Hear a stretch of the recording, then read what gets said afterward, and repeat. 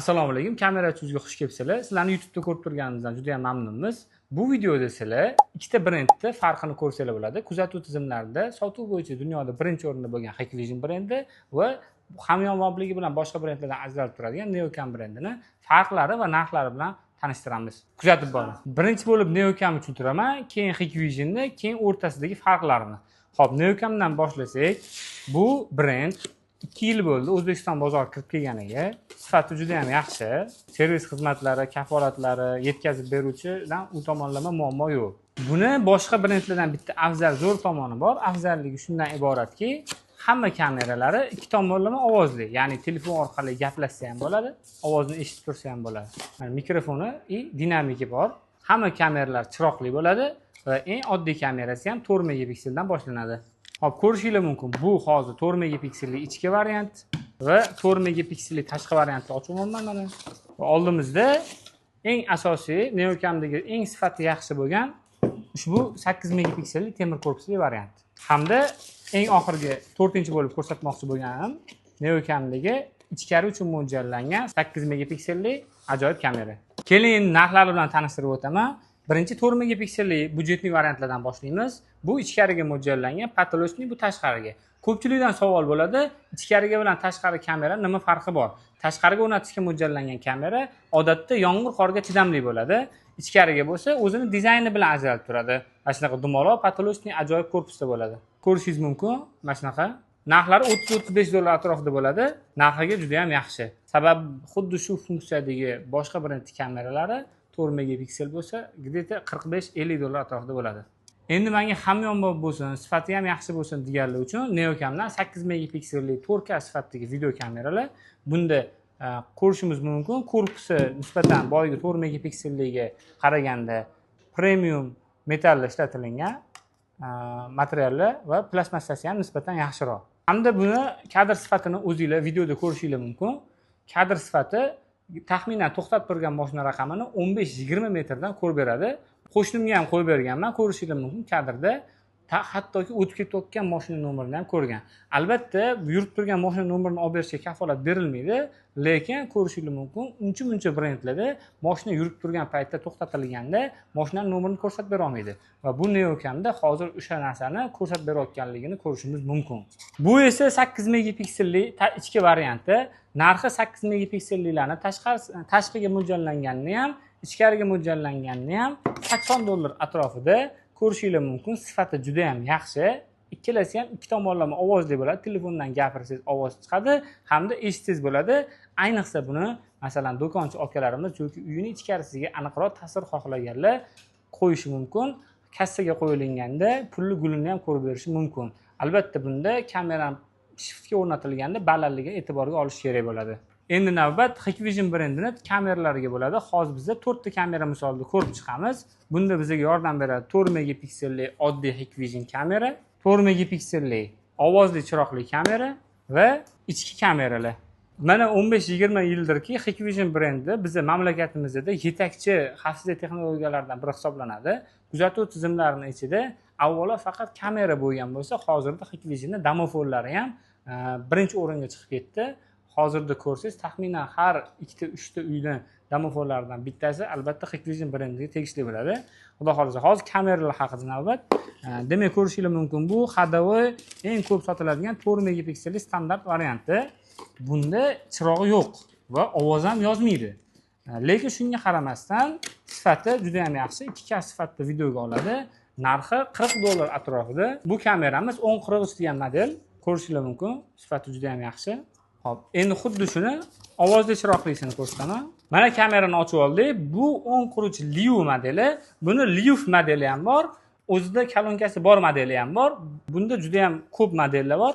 Boy Neocamdan farqli o'raloq Hikvisionda har bir funksiya uchun alohida model qo'shgan. Masalan, kolonkasi bor, alohida model, fleshga o'qiydigani alohida model, fleshga o'qimaydigani boshqa model, kamera chirog'i bor, boshqa model, chirog'i yo'g'i boshqa model.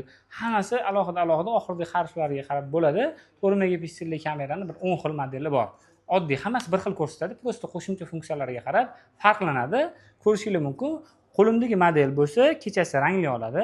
Kechasi rangli oladi deganda ko'pchilik xuddi kunduz kuni kabi reklamalarimizda ko'rilgan eng sifati yaxshi kameralardan deb o'ylaydi. Yo'q, unaqa emas. Chunki Hikvision'ning o'zida tungi rejimlarni bir necha xili bor.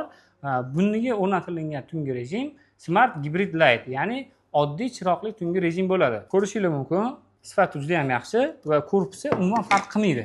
Bir xil. Endi ichki kameralarni ko'rsatamiz va keyin narxlar bilan tanishtirib o'tamiz. Boyagi ovozli chiroqli 4 megapikselli kamerani narxi bunga nisbatan $10 qimmatroq bo'ladi.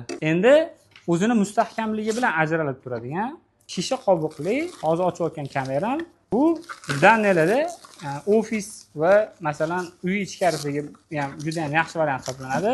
Buni bitta afzallik tomoni tashqi zarbalar va tashqi teginishlarga qarshi o'zini shishasi bor. Ko'rishingiz mumkin, hech kim buni burab, qanaqadir o'zgartirib qo'ya olmaydi rakursini. Chunki buni o'zgartirish uchun avvalo yulduzchalik o'zini ключida 3 tasini bo'shatish kerak va undan keyin uni regirovka qilsa bo'ladi. Ungacha ham regirovka qilib bo'lmaydi va ключi o'zini komplektidan chiqadi. Ko'rishingiz mumkin, bu xuddi shu 4 megapikselli tashqi kamerani ichki varianti. Korpus temirli bo'ladi. Narxi shu $50 atrofida va sifati juda ham yaxshi. Ovoz yozadi, lekin ovoz chiqazmaydi. Mikrofoni bu yoqda joylashgan bo'ladi. Ko'rishingiz mumkin. Bundan hattoki liftlarga ham ko'p qo'yib berganmiz. Endigi navbat 8 megapikselli ichki variant. Buni sifati juda ham yaxshi. Buni xuddi boyagidagi shisha qobiqli varianti ham bor. Sizga boshqacharoq bo'lishini ko'rsatish uchun 1383 modelini ko'rsataman. Boyagi 1143 model edi. Ko'rishingiz mumkin. Bu kamera dizayni avvalgisidan qolishmaydi. Faqatgina bunda qobiq yo'q. Ya'ni buni tashqarida mana ko'rsangiz bo'ladi, regirovka qilsa bo'ladi va ovoz yozadi. Kechasi rangli bo'ladi bu ham. Sifati juda ham yaxshi kamera. Ko'rishingiz mumkin. Bunda mikrofon bu yerda joylashgan. Oldingisiga nisbatan mikrofon kameraga yaqinroq joyda bo'ladi. Sizga bu videoda Hikvision va Neocamdan 8 ta modelni ko'rsatdim. Narxlarini ham o'zingiz ko'rib chiqsangiz bo'ladi. Demak, bunda 8 megapikselli $100 atrofida, 4 megapikselli $50 atrofida va bunda $30 atrofida, bunisi $80 atrofida. Nisbatan narxi 20% ga arzonroq. Ham endi sizga boshqa farqlarni tushuntirib beraman. Hikvision afzallik tomonlari birinchi navbatda serverdagi qo'llab-quvvatlov. Bu katta brend bo'lganligi uchun buni videosini ko'rganingizda telefoningiz orqali ko'rasizmi yoki Enver orqali ko'rasizmi, sizda nisbatan stabil ma'lumotli bo'ladi. Buni sababi Hikvisionda juda ham katta budjet, dasturiy ta'minotiga yaxshigina budjet ajratgan va yaxshi dasturchilarni yollagan. Keyingisi Neocamda siz agar buni hamyonbopligi agar e'tibor qaratib oladigan bo'lsangiz, muammo yo'q, telefoningizdan ko'ra olasiz va televizordan ko'rishda ham muammo bo'lmaydi. Faqatgina Hikvisionga nisbatan ozgina sekinroq ishlashi mumkin. Keyingi afzallik farqi Neocamni yutug'i hisoblanadi. Ya'ni bunda har bir model ikki tomonlama ovozli ekanligi. Ya'ni siz telefon orqali gaplasha olasiz bundan. Masalan, eshigingiz oldida kimdir turibdi, begona shaxs va siz ishxonadasiz. Telefoningizni ochasiz va kimsan, nima qilib turibsan o'tdi deb yoki o'ynayotgan bolalarni ham hattoki tanbeh berib qo'yishingiz mumkin. Ko'rsangiz bo'ladi, kamera hammasida shunaqa o'zini ostida dinamik joylashgan.